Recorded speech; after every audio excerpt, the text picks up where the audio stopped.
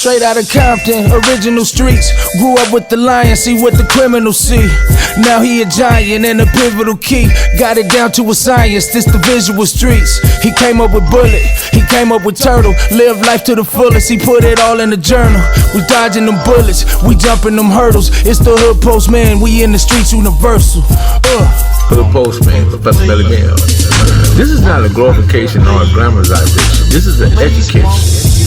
You can go anywhere in the world and get a couple of lives, but you come right here to get your truth. Be sure to click the notification bell, like, subscribe, and share. Drop a comment down below. So when the dope content hit, it'll feel like it's the first and the 15th. Lock the door.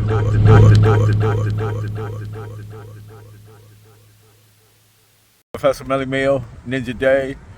They were, where you grew up at, and correct me if I'm wrong, if I'm not mistaken, there was 3 neighborhoods within one big old section of Compton. 3 sets. Three sets. Three different gangs. There was Atlantic Drive, Kelly Park, and neighborhoods. Yes, sir.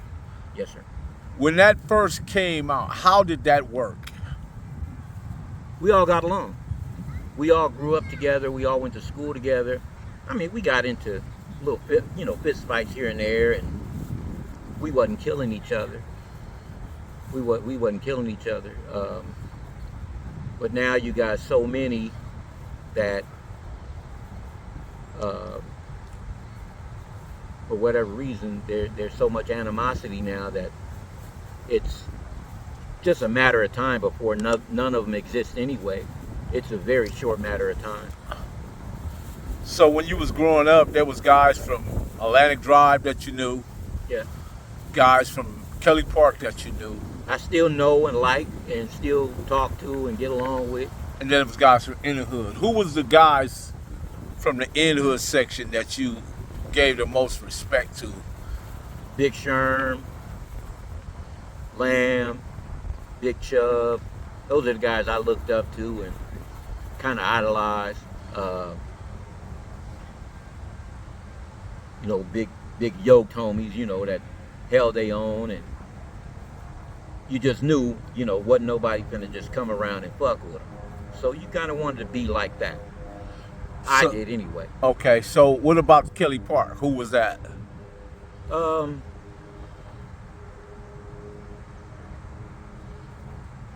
I knew a lot of them. I can't say that I ever idolized any of them. Kelly Park and In Hood was actually one clique at one time. It was Kelly neighborhood. That was all one clique at one time. There was no separation. So what broke it up, what separated everything, I'm not sure of. I'm not clear on it. I have no idea. So Atlantic Drive, who was the guys for you? Guys like Big Bunyan, my homie, Big Bunyan. I ain't seen him in a while. I think Joe Stein was from Ducky Hood, but Joe Stein hung out with, I can't think of his name right now. Featherstone, Smokey, or Terrence McCray? Terrence McCray, I knew very well. I knew the Batts brothers. So I'm glad you mentioned the Bass brothers. Did you know Tracy? Oh yeah. Oh yeah. How well did you know Tracy? We went to school together. We went all him, his brothers. I knew him very well. Very well, I would say. I ran into him in jail once. Oh yeah, what happened? We was going through the line, and I was only there for a couple days. I'd never been to jail per se, for real. I've been on traffic warrants and stuff like that. And I guess he had known the guard or whatever, and he told the guard, yeah, SA right there he crippin'. And so the guard pulled me over and asked me about it. And before I guess he thought I was gonna be hesitant, which I wasn't. But before I could even become hesitant, he said, it's all good. I'm not gonna roll you up. I just want to know where you from. I said, I'm from In Hood, Compton Crip. And he's like, the SAs don't bother you about it? And I was like, not yet. But that was a long time ago. That was in probably the mid 90s or early 90s.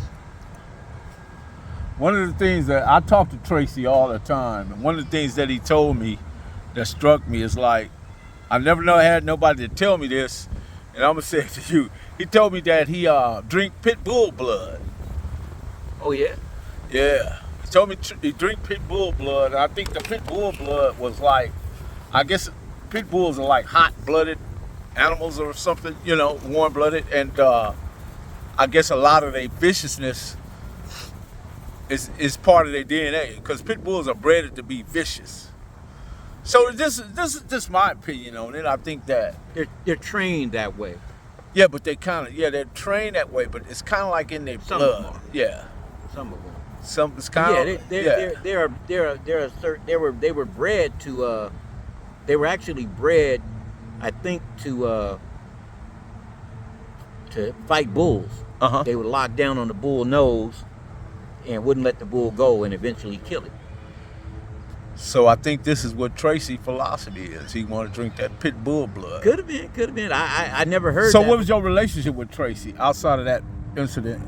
Never had no problem with him at all. I don't think. I'm Yeah, known he really a smart, intelligent person, and Yeah. and very his intellect his intellect. Yeah, is very he's very bright. he's articulate. Uh-huh. Yeah, in school he was always a smart guy. He was never, I think when the dope hit in the early 80s, it changed a lot of our direction. It made us all splinter off into things that most of us would have never got involved in. Uh-huh. And it grabbed a lot of us because it was fast, easy money. Yeah, he also I think a lot of those guys bought a lot of their work from Eazy-E over in that area. Yeah. I would always see him come through, and because I was with Eric, and they would always come through, buy their dope and go. There was a lot of foot traffic. Yeah, and So I'm not surprised that Eazy was able to put up the proceeds and the funds to put together NAA. Other words, to be that executive producer or the guy that had the money to back up the resources and the money to make that go where it needs to go. Well, for all the young entrepreneurs out there, because people think it took a massive amount of money to get NWA going, and it really didn't. It wasn't as much as people think. The start-off money was less than 10 grand to start it up. The money is not the important part. So all you young entrepreneurs or guys that want to start your own company, your own label, has nothing to do with what you start with. But then, Dad, you got to think about it. Was the 80s, so 10 grand meant a lot more then than it do now. It did. But still, if people think about it, they still think, oh, he had $500,000 to put into it, which that wasn't the case. And the real commodity is not the startup money you have. The real commodity is between your two ears, your brain. And if you have the mindset, which me, I had the mindset to run the streets. So that's what I eventually did. I just ran the goddamn streets. And Eric had the mindset this is what he wanted to do. He was gonna do it. There was nothing gonna stop him from doing it. And he did it. Lock the door. Proof of grind all the time. Music money. Got a dollar sign. Hub City. I'm a street nigga. Streets fuck with me. I'ma keep pushing products till the feds get me. It's guap off top. Diamond Cartier. That nigga wall won't give a broke bitch the time of day. They see me climbing. They see me shining. That's hard work. Proof of grinding. New money got me tipping in that 550. Ali, bad man, and I'm so pretty. I got that tech with me. That's my hater sprayer. Go big, grind now, nigga, play later. What can I say? I'm addicted.